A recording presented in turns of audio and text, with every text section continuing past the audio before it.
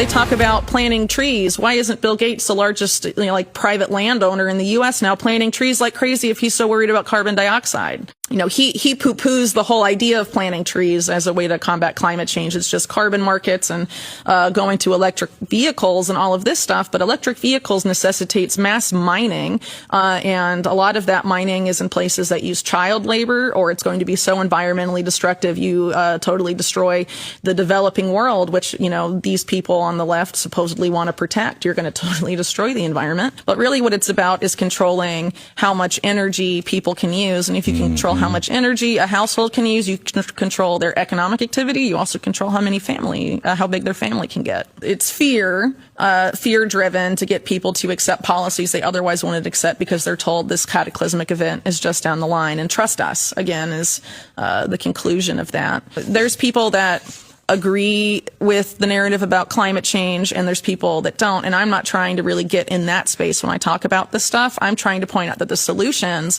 are coming mostly from Wall Street. And then you have people like Larry Fink of BlackRock and Michael Bloomberg and Mark Carney coming together in something like GFAN saying, why don't we give Wall Street direct control of the IMF and the World Bank for climate change? Right. How can anyone on the left that's worried about climate change sign up on that? Bones, the secret society. It's so secret we can't talk. What does that mean for America? The conspiracy theorists are going to go wild. Sure they are. I don't know. I haven't seen the web. Number 322.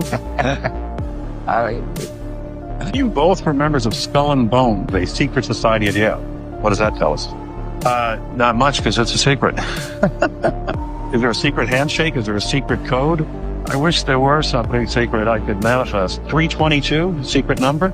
There are all kinds of secrets, Tim, but one thing that's not a secret. I disagree with this president's direction that he's taking the country. We can do a better job, and I intend to do it. Tim Russert, the moderator of Meet the Press and NBC's Washington bureau chief, collapsed and died early this afternoon.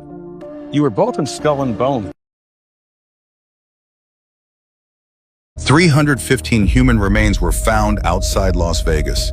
And we are supposed to believe this is just a paperwork mistake?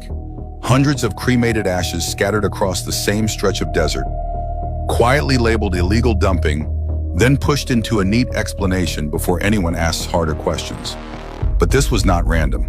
315 sets of remains do not end up in one place by coincidence. That takes repetition, access, confidence. Someone went back to that land again and again without being stopped. Someone knew exactly where to go, when to go, and how invisible they were.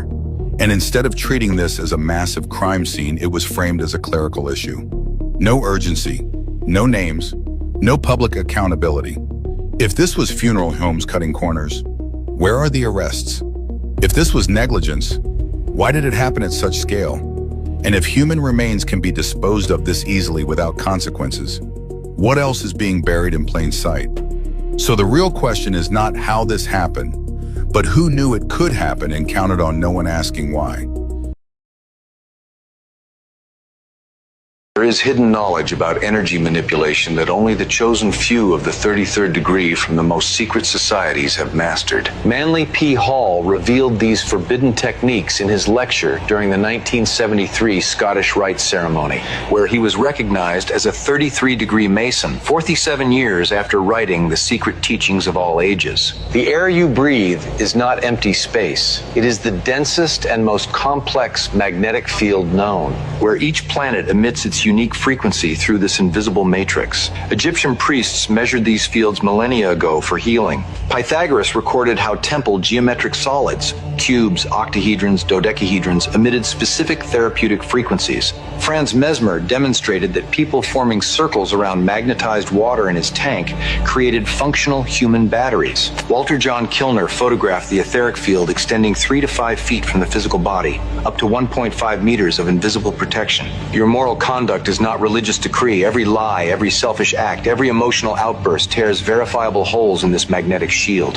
What you call evil is beneficial energy failing to manifest properly. Alcohol, narcotics, and destructive emotions pierce your natural magnetic protection. 17th century Rosicrucians knew personal field integrity determines health, longevity, and the evolution of consciousness.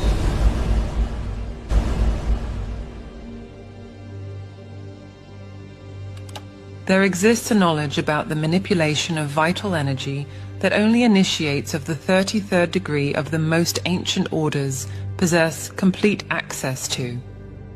This is not a metaphor or a symbol, it is a precise science of controlling the magnetic fields that govern human existence. Those who master these principles manage to maintain perfect health for decades, influence events through directed energetic emanations, and access states of consciousness that common humanity considers impossible. Every human body exists at the center of a pulsating magnetic field that responds instantaneously to thoughts, emotions, and moral choices. The ancient Egyptian priests knew every detail of this field. They knew how to strengthen it, how to direct it, and how to use it to heal or to destroy. This knowledge was considered too dangerous for the masses. For millennia, it remained guarded in sealed chambers beneath the pyramids, transmitted only through initiations that required decades of preparation. What humanity calls evil simply represents the absence or distortion of the benevolent energy trying to manifest itself. When the personal magnetic field maintains its natural integrity, destructive thoughts cannot form